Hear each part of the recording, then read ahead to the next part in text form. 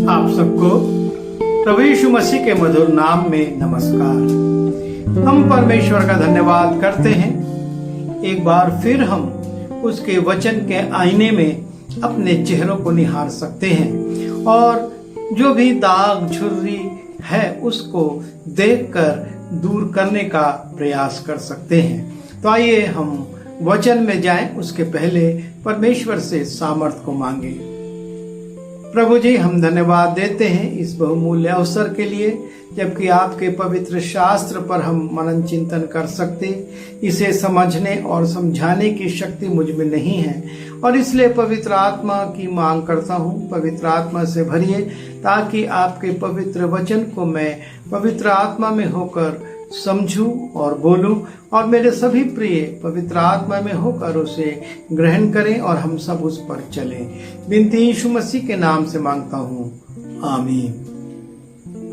प्रियो, पिछले 3 संदेशों में हम एक महत्वपूर्ण विषय पर चर्चा करते आ रहे हैं और वो विषय है कि यीशु मसीह ने कुछ लोगों से कहा, और ये उल्लेख एक स्थान पर नहीं पर कई स्थानों पर है जिसका हम अध्ययन करते आए हैं कि मैं तुम्हें नहीं जानता।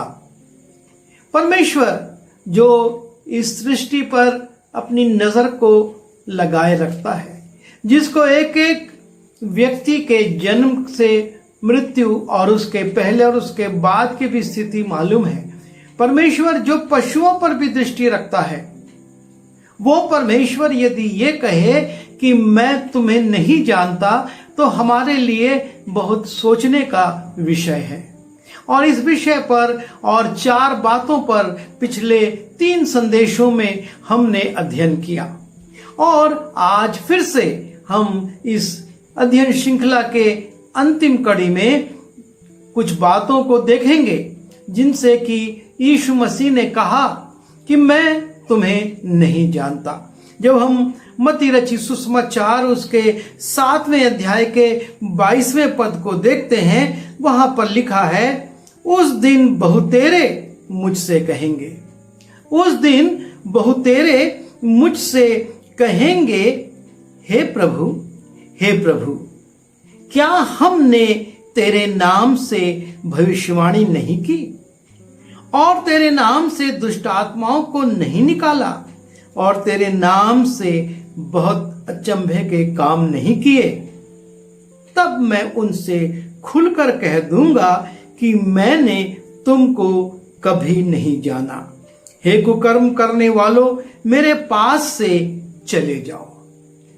और इन 2 पदों में हम 3 बातों को देखते हैं कि बहुतेरे लोग, थोड़े लोग नहीं ऐसे, लेकिन लिखा है कि उस दिन बहुतेरे लोग मुझसे कहेंगे और यीशु मसीह को प्रभु करके पुकारेंगे, हे प्रभु, हे प्रभु। और तब वो दावा करेंगे कि हमने भविष्यवाणी करी, हमने दुष्ट आत्माओं को निकाला, हमने अचंभे के सामर्थ के काम किए। पर यीशु कहता है कि मैं तब खुलकर कह दूंगा कि मैं तुम्हें नहीं जानता। यदि हम पहला कुरिन्थी उसके 12वें अध्याय में जाएं, तब हम देखते हैं कि वहां पर पहला कुरिन्थी उसके 12वें अध्याय के 8वें पद से आत्मा के वरदानों के विषय में दिया गया है और लिखा है, क्योंकि एक को आत्मा के द्वारा बुद्धि की बातें दी जाती हैं, दूसरे को उसी आत्मा के अनुसार ज्ञान की बातें और किसी को उसी आत्मा से विश्वास और किसी को उसी एक आत्मा से चंगा करने का वरदान दिया जाता है। फिर किसी को सामर्थ के काम करने की शक्ति और किसी को भविष्यवाणी की और किसी को आत्माओं की परख और किसी को अनेक प्रकार की भाषा और किसी को भाषाओं का अर्थ बताना। परंतु ये सब प्रभावशाली कार्य वही एक आत्मा करवाता है, जिसे जो चाहता है वो बांट देता है। और इस स्थल को मैंने इसलिए पढ़ा कि यहाँ पर आत्मा के वरदानों की सूची दी गई है कि परमेश्वर ने अपनी आत्मा के वरदानों के द्वारा मनुष्यों को किस रीति से सुसज्जित किया है। और जब हम मत्ती रचित सुसमाचार उसके 7वें अध्याय के 22वें पद को देखते हैं, वहां इन्हीं आत्मा के 3 वरदानों का उल्लेख है। वो कहते हैं, हे प्रभु, क्या हमने तेरे नाम से भविष्यवाणी नहीं की। जो आत्मा के वरदान है उसमें एक वरदान भविष्यवाणी का है। फिर और तेरे नाम से दुष्ट आत्माओं को नहीं निकाला, सामर्थ के काम और बहुत से अचंभे के काम नहीं किए। ये सारे वरदान हैं जो कि पवित्र आत्मा के द्वारा मनुष्यों से करवाए जाते हैं, परमेश्वर उसको देता है। और यहां पर लिखा है कि ये लोग दावा करते हैं कि हमने भविष्यवाणी करी, हमने दुष्ट आत्माओं को निकाला, हमने बहुत अचंभे के काम किए। लेकिन दुख की बात यह है कि यीशु मसीह कहता है, मैं खुलकर कह दूंगा कि मैं तुम्हें नहीं जानता। और ऐसा क्यों हो रहा है? ऐसा क्यों कहा जा रहा है? और जब हम परमेश्वर के वचन का अध्ययन करते हैं तो हम पाते हैं कि इस संसार में 2 प्रकार के लोग हैं। एक वो हैं जो आत्मा से वरदान प्राप्त लोग हैं, और दूसरे हैं जो कि छली आत्माओं से ग्रसित हैं। जब हम परमेश्वर के वचन में जाते हैं और हम देखते हैं कि पहला यूहन्ना उसके 4थे अध्याय के 6वें पद में यीशु मसीह का चेला यूहन्ना कुछ बातों के लिए लोगों को सावधान करता है और कहता है, हम परमेश्वर के हैं, जो परमेश्वर को जानता है वो हमारी सुनता है, जो परमेश्वर को नहीं जानता वो हमारी नहीं सुनता। किस बात में? जो उनकी नहीं सुनता। और ये वो बात है जो लोग हर एक आत्मा पर विश्वास कर लेते हैं, क्योंकि प्रभु यीशु मसीह ने इस बात को उल्लेखित किया है कि अंत के समय में, जब हम मत्ती रचित सुसमाचार उसके 24वें अध्याय के 24वें पद को देखते हैं, लिखा है, क्योंकि झूठे मसीह और झूठे भविष्यवक्ता उठ खड़े होंगे और बड़े चिन्ह और अद्भुत काम दिखाएंगे। वो कहता है प्रभु यीशु मसीह कि अंत के दिनों में झूठे भविष्यवक्ता और झूठे काम करने वाले अद्भुत काम वो दिखाएंगे, बड़े बड़े चिन्ह वो दिखाएंगे। लेकिन उन कामों को, उन चिन्हों को, उन भविष्यवाणियों को करने का उद्देश्य ये है कि यदि हो सके तो चुने हुओं को भी भरमा दे। अर्थात उनका उद्देश्य लोगों का भला करना नहीं, लेकिन उनका उद्देश्य यह है कि वो यीशु मसीह की ओर से लोगों को भरमाकर अपनी ओर। इसलिए पहला यूहन्ना उसके 4थे अध्याय के 6वें पद में कहा कि जो परमेश्वर की वो मेरी सुनता, वो परमेश्वर के लोगों की सुनता है, और जो नहीं है वो संसार के लोगों की, जो कि ऐसे अद्भुत काम तो करेंगे लेकिन वो झूठे होंगे। उनके लिए साफ शब्द लिखा है, क्योंकि झूठे मसीह और झूठे भविष्यवक्ता उठ खड़े होंगे। और इसलिए ऐसे लोग जब परमेश्वर के सिंहासन के पास जाएंगे और फिर से वो झूठ बोलने की कोशिश करेंगे कि हमने तेरे नाम से ये किया, हमने तेरे नाम से वो किया, हमने भविष्यवाणी करी, हमने सामर्थ के काम करे, हमने आश्चर्य कर्म किए, हमने दुष्ट आत्माओं को निकाला, यीशु कहेगा मैं तुम्हें नहीं जानता, क्योंकि तुम मुझसे जुड़कर ये काम नहीं कर रहे थे, पर शैतान अर्थात संसार के सरदार के साथ मिलकर तुम ये काम कर रहे थे, और इसलिए उसके साथ मेरी कोई साझेदारी नहीं है। मेरी उसके साथ कोई भी ऐसी बात नहीं है कि तुम उसके नाम से करे हुए कामों के द्वारा मुझसे आशीष पाओ या मुझसे मुकुट पाओ, क्योंकि तुमने तो उसकी अधीनता में ये काम किया है, और उसका उद्देश्य ये था कि जो लोग हैं उनको भी भरमा दे, उनको भी भटका दे, उनको भी गलत शिक्षा में ले आए, क्योंकि ये जो छली आत्माएं हैं, ये छली आत्माएं लोगों को इसलिए छलती हैं ताकि वो सत्य से हटकर असत्य की ओर चले जाएं, वो सच्चे परमेश्वर से हटकर दुष्ट आत्मा के पीछे चले जाएं। वो आश्चर्य कर्म दिखाते हैं। मिस्र में मूसा के सामने मिस्र के जादूगरों ने बहुत से आश्चर्य कर्म रिपीट किए थे। जो मूसा करता था उसको वो भी करके दिखाते थे, ताकि ये बता सके कि ये सामर्थ जो है वो तेरी परमेश्वर की नहीं लेकिन जादू टोने की है। लेकिन एक दिन उनको पराजित होना पड़ा, और लिखा है कि वो मूसा के सामने से भाग खड़े हुए। कारण क्या है? क्योंकि वो सत्य में नहीं थे, वो जादू टोना और तंत्र मंत्र के द्वारा उन कामों को कर रहे थे, और यही स्थिति अंत के दिनों में भी होगी। शैतान बहुत ही सामर्थ्य के साथ, लिखा हुआ है कि वो बिजली, आकाश में चमकने वाली बिजली के समान उत्तेजित होगा।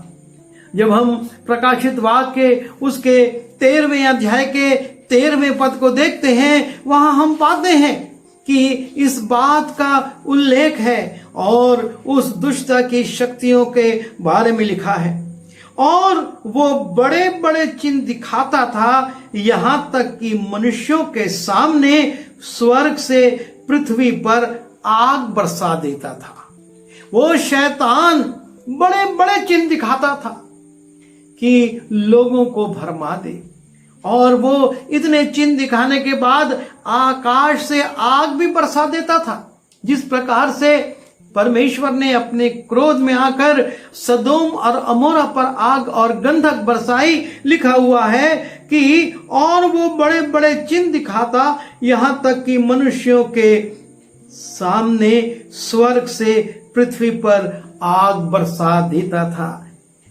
ये उस दुष्ट का काम है, और उसका उद्देश्य एक ही है कि जैसे भी हो वो लोगों को भरमाए, वो लोगों को सच्चे परमेश्वर से दूर करे, और इसलिए उनकी बात में आकर, उनकी सामर्थ में होकर जो लोग ये गलत काम करेंगे, भविष्यवाणी करेंगे, आश्चर्य कर्म करेंगे, दुष्ट आत्माओं को निकालेंगे, और जब वो दावा करेंगे कि हमने तेरे नाम से ये किया, तो यीशु मसीह कहेगा मैं तुम्हें नहीं जानता।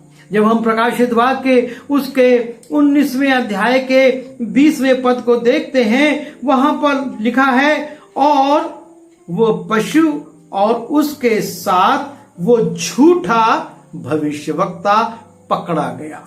अर्थात भविष्यवक्ता भी दो प्रकार के हैं, एक सच्चा भविष्यवक्ता और एक झूठा भविष्यवक्ता।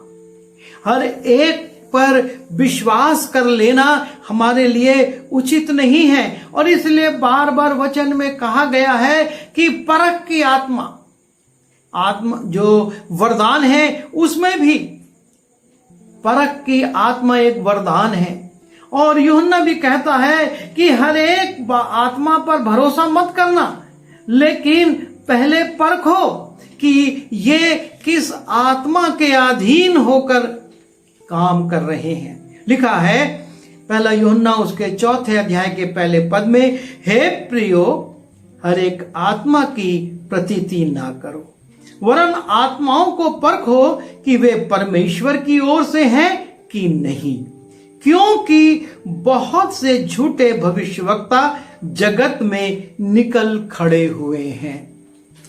आत्माओं को परखो, क्योंकि बहुत से झूठे भविष्यवक्ता इस संसार में आ गए हैं और भविष्यवाणी पर भविष्यवाणी कर रहे हैं। और इसको परखने का दायित्व परमेश्वर ने हमको दिया है कि हम इसको परखें, हम जांचें, क्योंकि हमको इन बातों को परखना होगा। लिखा है, जब हम पहला यूहन्ना उसके 4 अध्याय के 5वें पद में, वे संसार के हैं, इस कारण वे संसार की बातें बोलते हैं और संसार उनकी सुनता है। उसको बड़ा अच्छा लगता है उनकी बातों को। और लिखा है, हम परमेश्वर के हैं, जो परमेश्वर को जानता है वो हमारी सुनता है, जो परमेश्वर को नहीं जानता वो हमारी नहीं सुनता। इसी प्रकार हम सत्य और भ्रम की आत्मा को पहचान लेते हैं। सत्य की आत्मा और भ्रम की आत्मा। हम किसकी सुन रहे हैं, परमेश्वर की या उन आश्चर्य कर्मों को करने वाले, या उन शक्ति को प्रदर्शित करने वाले, या उन भविष्यवक्ताओं को? हम परख की आत्मा को अपने अंदर सक्रिय करें कि ये आत्मा किसकी अधीनता में होकर भविष्यवाणी कर रही है। क्योंकि यदि ये झूठ की ओर से है तो इसकी भविष्यवाणियां स्थिर नहीं रहेंगी।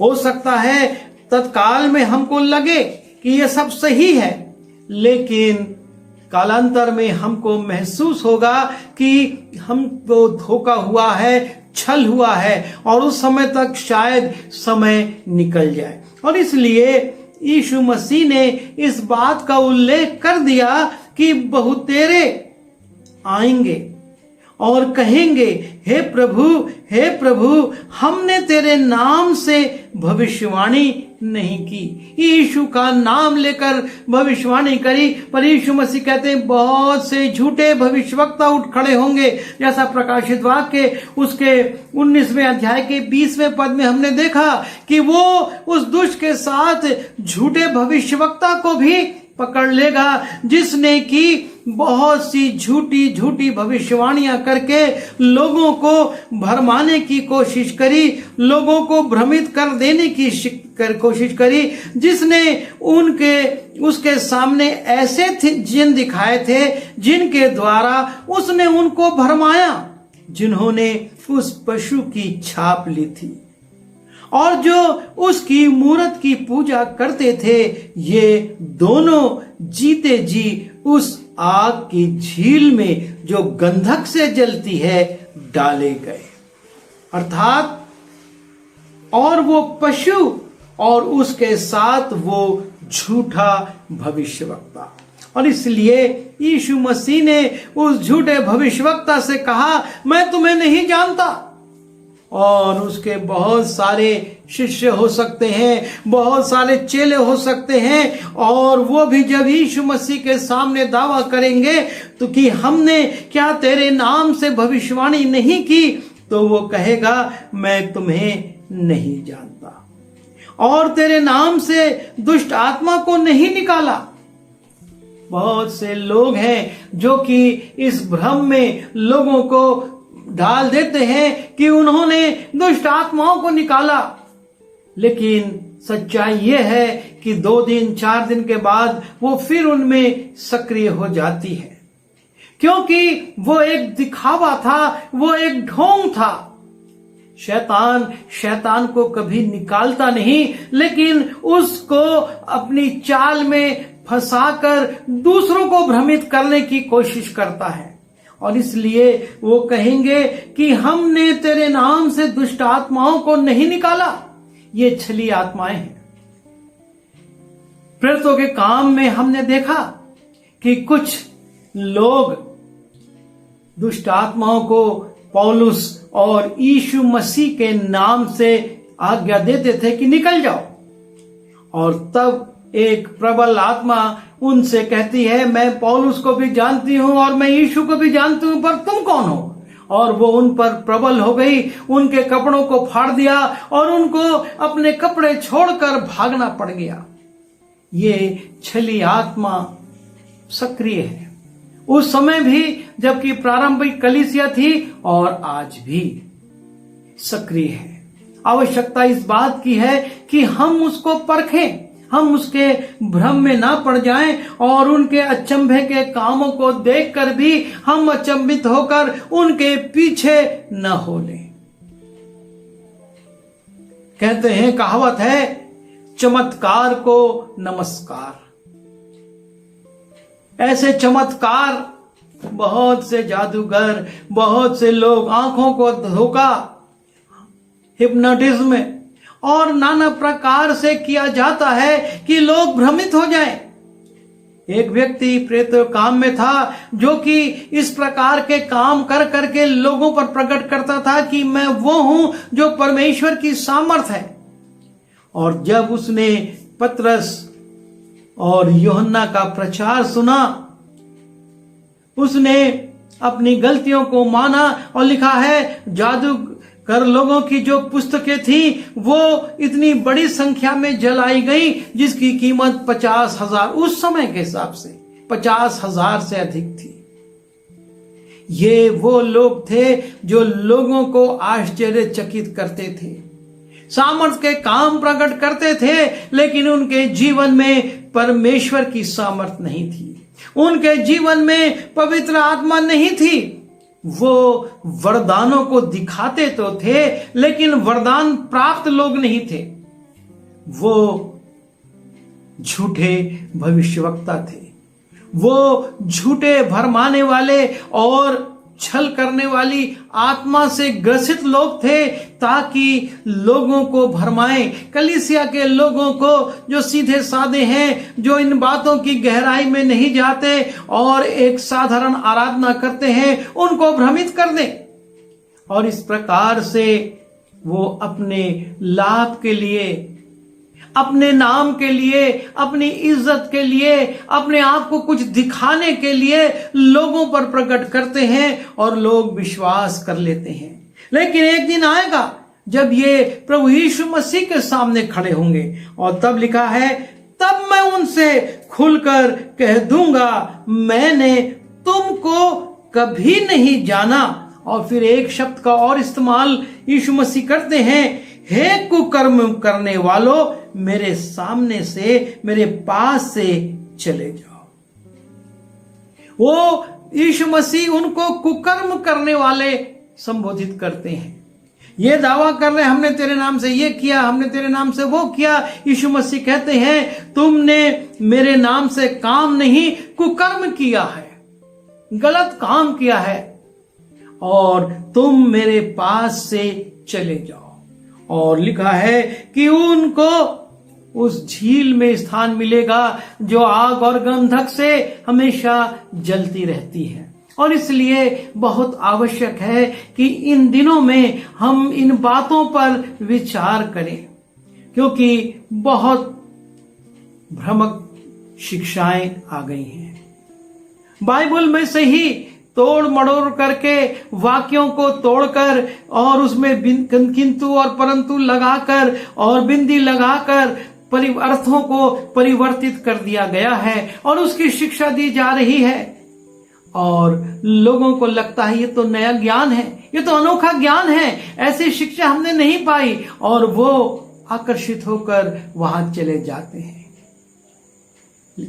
पर उनका उद्देश्य एक ही है कि संभव हो तो फिर से उन लोगों को भी जो कि प्रभु यीशु मसीह पर विश्वास करते हैं, उनको भरमा दें, क्योंकि झूठे मसीह और झूठे भविष्यवक्ता उठ खड़े होंगे और बड़े चिन्ह और अद्भुत काम दिखाएंगे कि यदि हो सके तो चुने हुओं को भी भरमा दे। और फिर इसलिए यीशु मसीह कहते हैं, देखो मैंने पहले से तुमसे ये सब कुछ कह दिया है। हमारे यीशु ने ये सारी बातें, कैसे मैं उनका इनकार करूंगा, कैसे वो चिन्ह दिखाएंगे, कैसे वो भरमाएंगे, सब बातें वो कहता है, देखो मैंने तुमसे पहले से ये सब कुछ कह दिया है। इसलिए हम सावधान हो जाएं।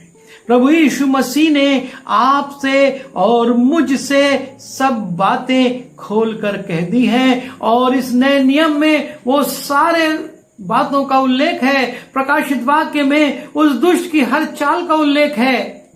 आवश्यकता इस बात की है कि हम अपने अंदर परख की आत्मा को रखें, परखें और उन बातों का, उन भविष्यवाणियों का, उन आश्चर्य कर्मों का, उन दुष्ट आत्माओं के निकालने वालों का इनकार करें और उनको डांट दें और अपने आप से पास से दूर कर दें। यीशु मसीह ने बहुत जल्दी परख लिया था कि कैसे वो दुष्ट उसी के चेले, सबसे प्रिय चेले में होकर कह रहा है, परमेश्वर ऐसा नहीं करेगा, तू क्रूस पर नहीं चढ़ाया जाएगा। यीशु ने कहा, हे शैतान मेरे सामने से दूर हो जा। क्यों? इसीलिए क्योंकि उसने जान लिया था कि अभी पतरस नहीं, एक छली आत्मा, एक लुभावने वाली आत्मा, एक भटकाने वाली आत्मा सक्रिय होकर उसका इस्तेमाल कर रही है और उसने उसको डांट दिया। हमको ऐसे ही परखना है और उसको डांटना है ताकि वो हमारे पास से दूर हो जाए और हम पर हावी ना हो। यदि हम पर वो हावी हो गई तो हमारा भी नुकसान करेगी और हमारे साथ साथ बहुतों का नुकसान करेगी, क्योंकि हम बहुतों के लिए आदर्श हो सकते हैं, बहुतों के लिए हमारा जीवन एक नमूना हो सकता है। और जब हम उस भ्रम में पड़ जाएंगे तो वो लोग जो हमको अपना आदर्श समझते हैं या हम में वो परमेश्वर के गुणों को देखते हैं, भ्रमित हो जाएंगे और वो भी नाश हो जाएंगे। इसलिए हम बहुत सावधान हों। प्रभु यीशु ने कहा, मैं तुम्हें नहीं जानता। हम ऐसे लोगों का इनकार करें और उनको अपने दूर से, पास से दूर भगाएं ताकि हम प्रभु यीशु मसीह से प्रतिफल पा सकें, प्रभु यीशु मसीह के साथ रह सकें, उससे मुकुट को प्राप्त कर सकें।